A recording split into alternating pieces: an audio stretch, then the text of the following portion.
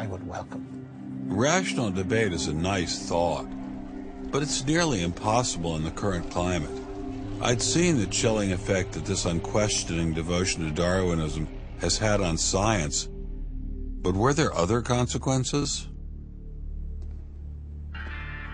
No gods, no life after death, no ultimate foundation for ethics, no ultimate meaning in life, and no human free will are all deeply connected to an evolutionary perspective. You're here today and you're gone tomorrow, and that's all there is to it. Dr. Will Provine, professor of the history of biology at Cornell University, gave us another disturbing glimpse into where Darwinism can lead.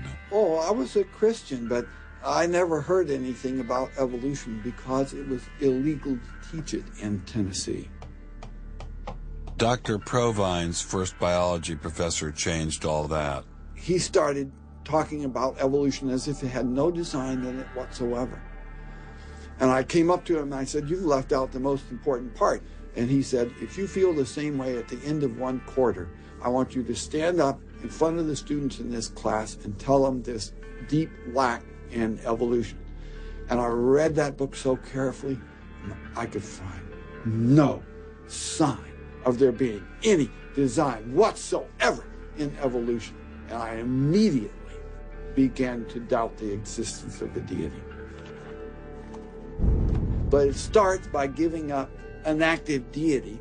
Then it gives up the hope that there's any life after death. When you give those two up, the rest of it follows fairly easily.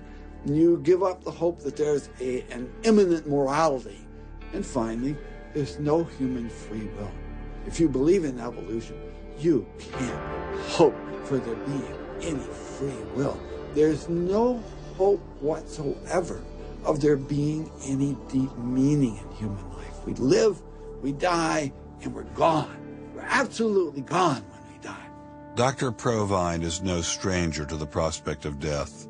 Nearly a decade ago, he was diagnosed with a large brain tumor. Let's suppose my tumor comes back, as it almost certainly will. Well, I'm not going to sit around like my older brother did last year, and he was dying of ALS, Lou Gehrig's disease. He wanted desperately to die, but we couldn't help him die. I don't want to die like that. I'm going to shoot myself in the head long before then. I'm going to do something different. I hope these are empty words for my friend Dr. Provine, because shortly after this interview was recorded, he learned his brain tumor had returned. I don't feel one bit bad about holding the views that I do. There's not anything in the views I hold that makes me, oh, I wish I had free will, or, oh, I wish there were a God. I don't ever wish that. Dr. Provine's deconversion story was typical amongst the Darwinists we interviewed. Biologist P.Z. Myers, who runs the pro-Darwin anti-religion blog Pharyngula, says science eroded his faith as well. I never hated religion. I found religion quite comfortable, and I liked the people in it. What led to the atheism was learning more about science, learning more about the natural world, and seeing these horrible conflicts with religion. And it was then, when I discovered evolution, when I discovered Darwinism, that I realized there's this magnificently elegant, stunningly elegant explanation, which I didn't quite understand to begin with. When I did understand it, then that finally killed off my remaining religious faith. After hearing these stories, I was not surprised to discover that most evolutionary biologists share Professor Dawkins' views. It appears Darwinism does lead to atheism, despite what Eugenie Scott would have us believe. And if you separate out the ethical message from religion, what have you got left? You got a bunch of fairy tales, right? I think that God is about as unlikely as fairies, angels, hobgoblins, etc. Religion, I mean, it's just fantasy, basically. It's completely empty of any explanatory content. And it's evil as well. Half the people in this country think that drugs is what you have to regulate to make us safer, and half the people think guns. That's what you got to regulate to make us safer. But I always think if you're going to regulate one thing that has the most potential to cause death and destruction, religion. You got to start with religion. And religion is an idea that gives some people comfort, and we don't want to take it away from them. It's like knitting. People like to knit. You know, we're not going to take their knitting needles away. We're not going to take away their churches. But what we have to do is get it to a place where religion is treated at the level it should be treated. That is, something fun that people get together and do on the weekend and really doesn't affect their life as much as it has been so far. So, what would the world look like if Dr. Myers got his wish? Greater science literacy, which is going to lead to the erosion of religion. And then we'll get this nice positive feedback mechanism going, where as religion slowly fades away, we get more and more science to replace it. And that will displace more and more religion, which will allow more and more science in. And we'll eventually get to that point where religion has taken that appropriate place as a side dish rather than the main course. But will eradicating religion really lead to a modern utopia? Let me try to imagine that, and let's let history be our guide.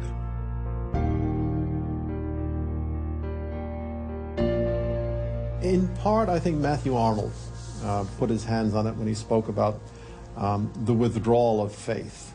There is a connection between a society that has at least a minimal commitment to certain kinds of transcendental values and what human beings permit themselves to do one to the other. That got me thinking, what other societies have used Darwinism to trump all other authorities, including religion? As a Jew, my mind leapt to one regime in particular. The connection between Hitler and Darwin is, of course, historically a difficult connection because they were separated by a good many years. One was English, one was German. Nonetheless, if you open Mein Kampf and read it, especially if you can read it in German, the correspondence between Darwinian ideas and Nazi ideas just leaps from the page. Of course, you have to add every historical caution. Not everyone who read Darwin became a Nazi. Obviously not. No one is making that case. Darwinism is not a sufficient condition for a phenomenon like Nazism, but I think it's certainly a necessary one. This was a connection I had to explore personally.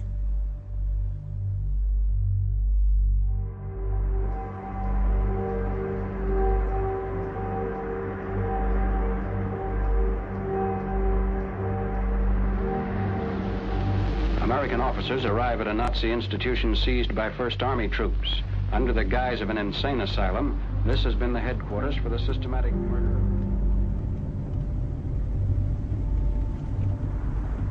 So what is this place? During the Second World War, 15,000 people were killed here. Why were they killed? They were killed because they were people with handicaps. Why kill them? What's the point of killing them? People who were not able to work, people who were not able to live by themselves, that they were useless eaters. Useless eaters. And life unworthy of living. This idea grew up in the 20s. So long before National Socialism, biologists, anthropologists, they thought that maybe mankind could, or the government could interfere into the growth of the population. I see. And they had the utopia that they would have a society without illness and without handicap. Alles Lebensschwache geht in der Natur unfehlbar zugrunde. Wir Menschen haben gegen dieses Gesetz der natürlichen Auslese in den letzten Jahrzehnten furchtbar gesündigt. Wir haben unwertes Leben nicht nur erhalten, wir haben ihm auch Vermehrung gewährt. Die Nachkommen dieser Kranken sahen so aus, die tiefer stehen als jedes Tier.